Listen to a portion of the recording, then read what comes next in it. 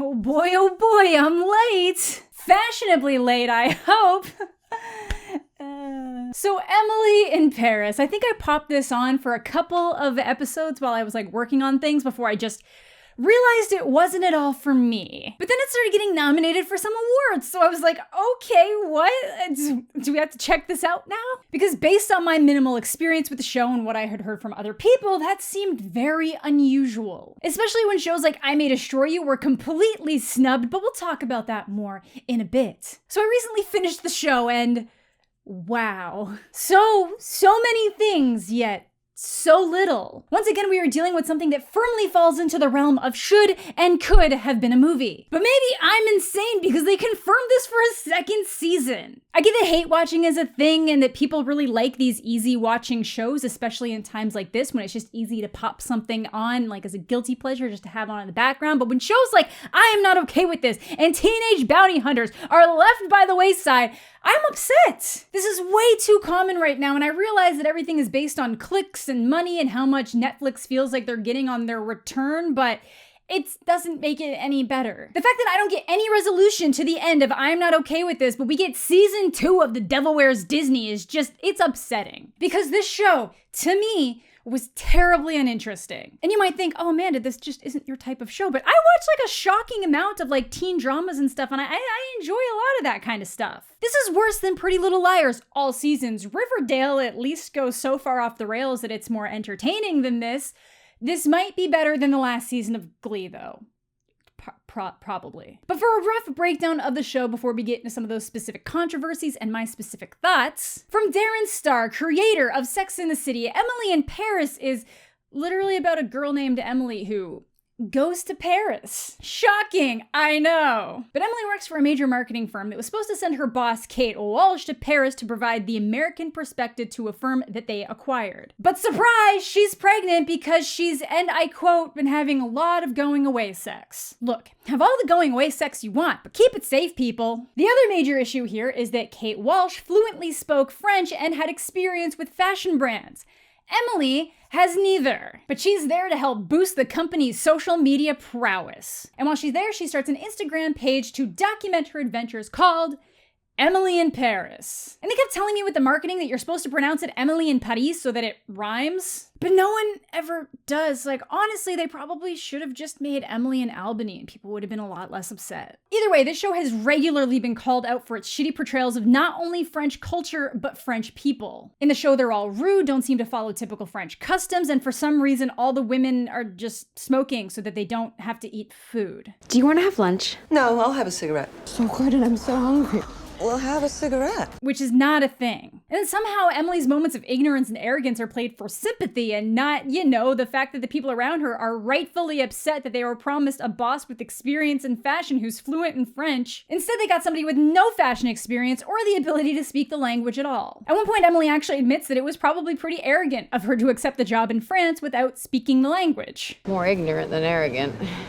Well, let's call it the arrogance of ignorance. Which to me kind of sums up the show in general. But perhaps most egregiously, the show was just kind of boring. At least that Behind Her Eyes show went off the rails while it was being shitty and implementing old predatory stereotypes. Doesn't make it any better, but at least that one was only 6 episodes long. The episodes also feel a little bit too self-contained for how short the show is overall. So many ideas are introduced, but then not fully carried over into other episodes or built upon. And then some characters seem like they were introduced for single episodes just to show an other type of Parisian before they just disappear forever. There was also a ton of critiques about how the show's characters of colors basically just existed to prop Emily up. An overall lack of diversity, negative stereotypes, Emily just being completely trashed to her friends, not learning from her mistakes, general ignorance, having no personal growth, sleeping with someone underage, but we'll get to all of that. So after weeks of memes and people disregarding the show and just telling people to take it as what it is, an anger was sparked across the land when Emily in Paris was nominated for 2 Golden Globes. It was somehow nominated in Best Television Series, Musical or Comedy, and somehow Lily Collins, who is fine normally, but not at all as Emily, because Emily is somehow the worst character on a show about her, was nominated for Best Performance in the same category.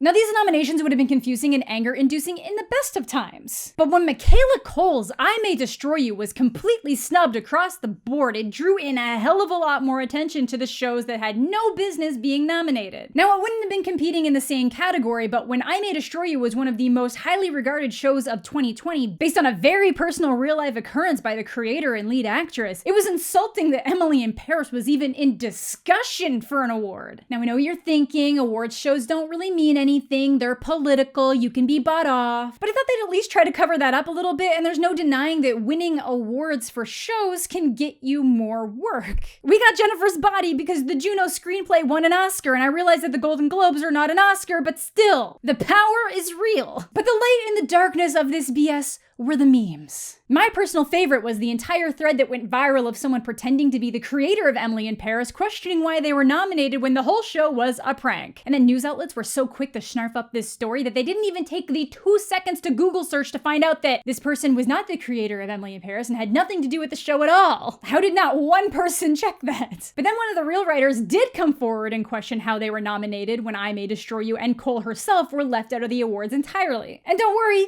this one's actually real. The Le Vagin n'est pas masculin is actually something that she came up with back in the 90s when she did her own stint in Paris. And even without being fully entrenched with the critiques of the show, even she was shocked that it was nominated for an award because you can't ignore everything, and she was very upset that Michaela Coel was completely snubbed. But let's look at what was most likely the reason behind these nominations. Apparently, over 30 members of the Hollywood Foreign Press Association flew to Paris where Paramount put them up in a 5-star hotel for an on-set visit of the show where they were treated, as one member stated, like kings and queens. They obviously say that this didn't influence voting choices and this stuff happens all the time, but then the question remains, why was a show with lackluster to bad reviews from critics and audiences alike nominated? Alright, I found someone's explanation basically saying that the show was really popular, so it made sense that it got nominated, but like, it's an award show, not a popularity Oh wait, that's what they are, isn't it? But in the same articles, an anonymous member of the HFPA that didn't attend claims that this is something that absolutely needs to be changed because the show had no business on any best of lists, let alone awards consideration in general. And that by nominating it, they invited all that criticism that they got and potentially deserved more. Still wondering what the fuck is up with that music nomination. The only positive thing I'll say about this not being included so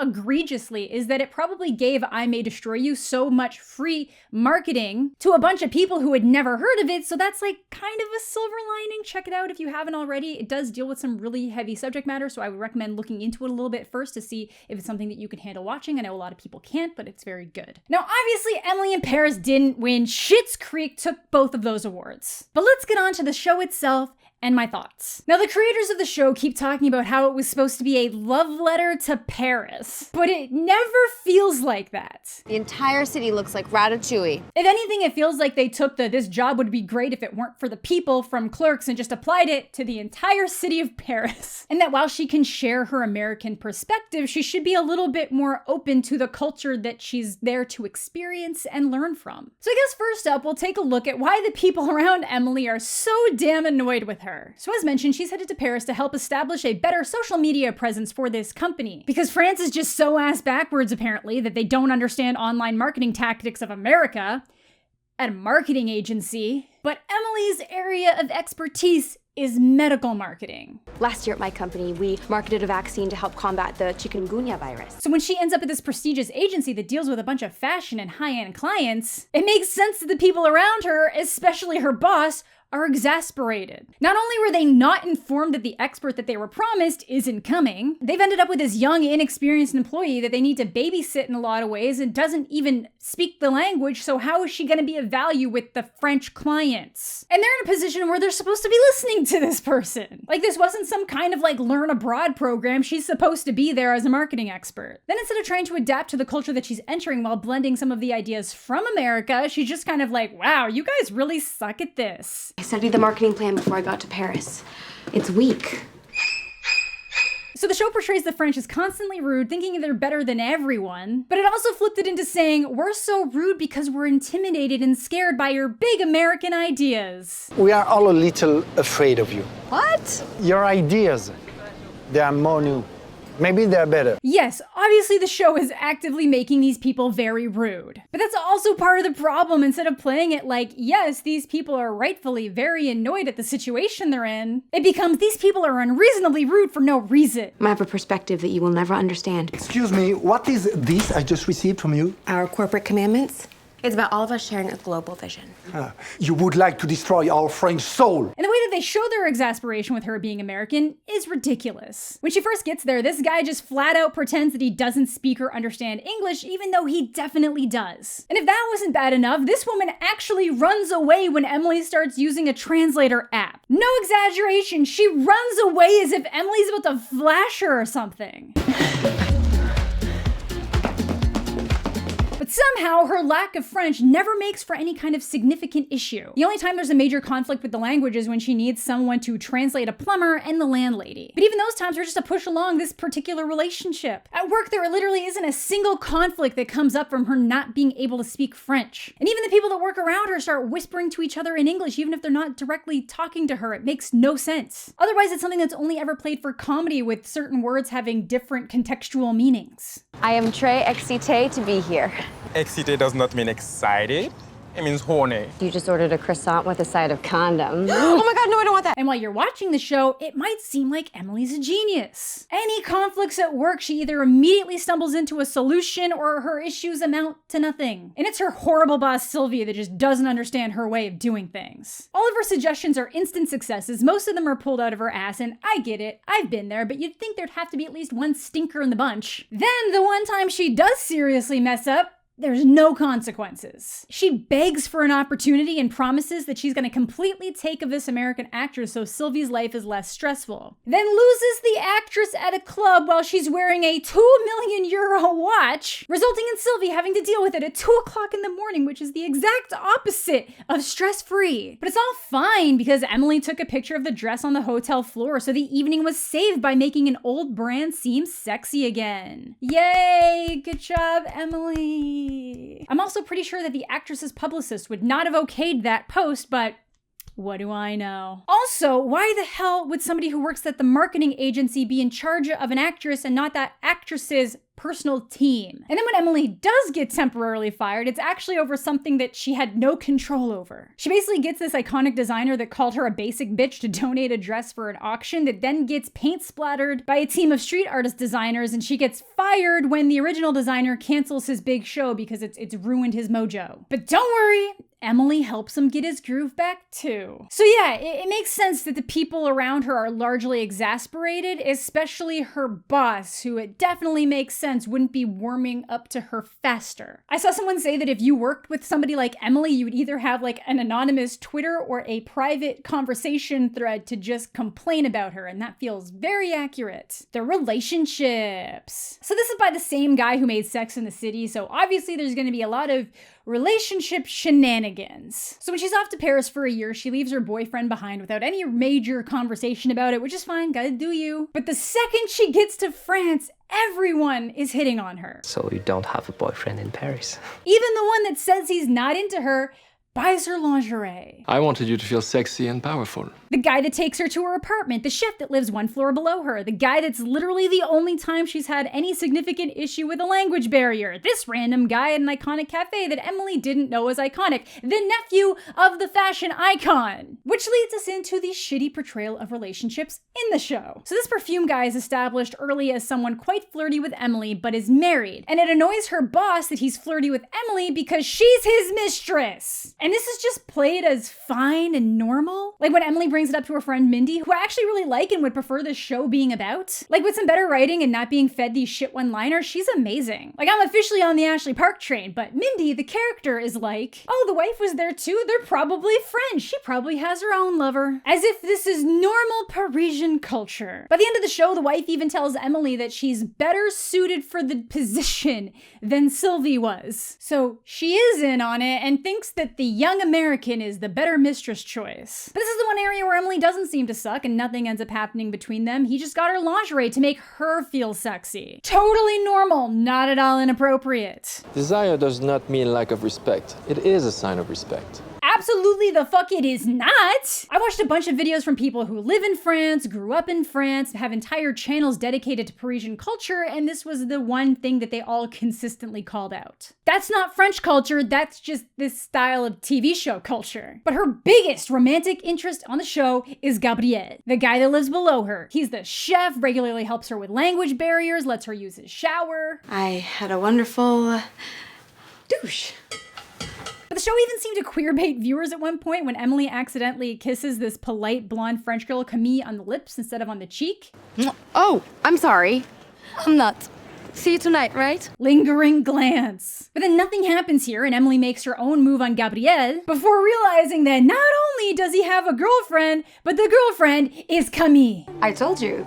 Paris seems like a big city, but it's really just a small town. Oh my. And Gabriel didn't stop her from kissing him or mention that he had a girlfriend. The show is just casual about all this stuff. He's just kind of like, oh, well, like, you kissed me, so it's just kind of like a reaction to kiss back. Trash. Ugh, I really wish Gabrielle told me that he had a girlfriend before I thanked him with my mouth. I thought you just kissed him. I did. Your English is as confusing as your French. So instead of immediately coming clean to her new kind friend Camille, who's one of the only people that's been kind to her, Emily just doesn't bring it up. Even after Camille got her a major hotel chain client that they could blend with an existing client, she's just like, we're never gonna speak of this. Even goes on a third wheel date with them. You didn't move to Paris to sit alone in your room. Then the show threesome baits the people that might have been interested in watching that.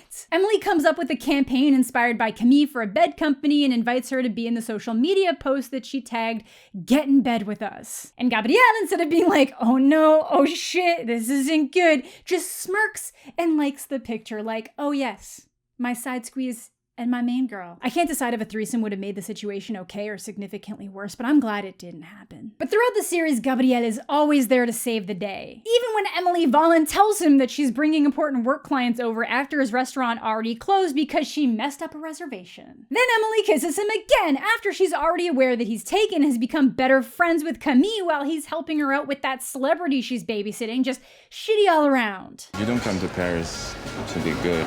And Emily never really seems to have a moment of growth here. Like, she'll comment that the things she's doing are wrong, but then not actually do anything to make it better. Like, at one point she thinks Camille knows and is just so relieved that she doesn't, that she agrees to look into Camille's family winery as a potential client. And this is where the real messed up thing happens that's just completely glossed over in the show. When visiting Camille's family, Camille says, I would like to introduce you to my brother. And she ends up running into him on a wine tour and completely hits it off. They hook up. Then the next morning, Camille's like, hey, here's the brother I want you to meet. Turns out she has two, and the one that Emily hooked up with is 17. Why? There was just no need for this. Then, the only concern that the mother has about any of this is whether or not her son was a generous lover. Look, they never give her an exact age, but Lily at one point theorized that Emily was 22-ish, but had to walk that back when it was just impossible. Emily has a master's degree in communications and has quickly risen her way through the company ladder that she was next in line to take a massive trip to Paris that her expert boss could not attend. She has to be at least 24. But even at 22, I get that it's not illegal in France, but that doesn't mean that the show had to just traipse through it for comedic value. Just my opinion on the matter. But other than Gabrielle, Emily dates this philosophy professor for one episode that is a major snob about the fact that he was born and raised in Paris, which makes him think he's better than Camille and Gabrielle, and he has no bearing on the plot. And then it's the nephew of the famous French designer Mathieu, who's quite enamored by Emily and even invites her on a getaway. And that relationship always felt weird because there was really no chemistry between the two of them whatsoever, which I assume had to be by design, but I know. Then by the end of the show, Gabriel bought a restaurant in Normandy because he didn't have enough money to buy the one that was in Paris. So he and Camille end up breaking up, and then the night before he leaves, he ends up hooking up with Emily. And he's like, hey, we can try this long distance. And she's like, no, we'd hurt Camille. Yeah, I can tell you really care about hurting Camille. Camille's too good for everyone here. But then the pervy perfumer decides that he wants to invest in Gabrielle so he can buy the restaurant in Paris, so he's sticking around. And it ends with Emily getting a text from Camille saying that she knows Gabrielle is sticking around and wants to talk to her. So that's our cliffhanger, I guess, wondering if Camille knows or if Emily is gonna stop being shitty and tell her. I can't contain my excitement to know what comes next. And now just some general issues I had throughout the story. Now I think the most egregious thing the show does is spoil Gossip Girl. Look, I may have stopped and started that show like 3 times, but eventually I was gonna finish it, but now I already know who XOXO Gossip Girl is. Do you know how impressive it is to avoid spoilers on a show that's that old? Like, and as much as I love Mindy's general being and attitude and just how Ashley Park played the character, she's unfortunately so often used as a vessel for validating Emily's ignorance. She's been living in Paris for a while as a nanny, and instead of pointing out the ways that Emily is being rude or ignorant for her way of entering Paris, she's just like, oh yeah, everyone here sucks. And as great as her voice is, Ashley Park has had Broadway experience, there's this really awkward moment where she starts singing La Vie en Rose in a park and everyone just immediately saddles up and claps and cheers. And again, it's so disappointing because Ashley Park is so charming. And I really hope to see a show fronted by her someday. I actually think this show could have worked super well with her as the lead, and obviously a lot of other changes, but like, yeah. The other thing is Emily's social media presence. As mentioned, she made the Emily in Paris Instagram account, which actually started picking up a fair amount of traction while she's been there, especially after the vagin post where she has an issue with like le vagin being a masculine in terms of instead of la vagine. I get it, it's weird. But either way, that post ended up picking up a lot of traction because apparently Brigitte Macron retweeted it. The Daily Mail called it a retweet. But it's enough infamy to get her invited to this major cosmetics influencer event. And she's kind of seen as this pretty big deal by the owner of the cosmetics brand, even though she only has 20,000 followers. Imagine only having 20,000 followers on Instagram. Oh my god, Emily in Paris has more followers than me. But the event even treats her as a small influencer. They give her the little bag. It's just the owners that's like, ah yes, this one. She's the best. But Emily decides she's going to use it as an opportunity to bring this brand on board without talking to her boss about it first. But the only thing that comes out of her meeting with this owner is that she thinks that marketing agencies are rip-off trash and influencers are everything, so Emily would probably be doing better on her own. And this kind of becomes a thing in the next episode when a client working with them wants her to make a post for the bed, but then she doesn't post the bed or the brand or really have anything noticeable or tagged, so that would not have been cleared. But overall, her social media presence just seems to be a way to make Sylvie seem even more unqualified or just have a personal vendetta against Emily. Even though she kind of has a point when she says that Emily is kind of giving these companies free promotion that other people that they represent have to pay a ton for. But also, why would a major brand choose somebody with 20,000 followers to be the head influencer for their campaign? Like, this isn't some kind of smaller mid-tier brand. It's described as some kind of major luxury Swedish bed. There's also an entire episode dedicated to Emily teaching the French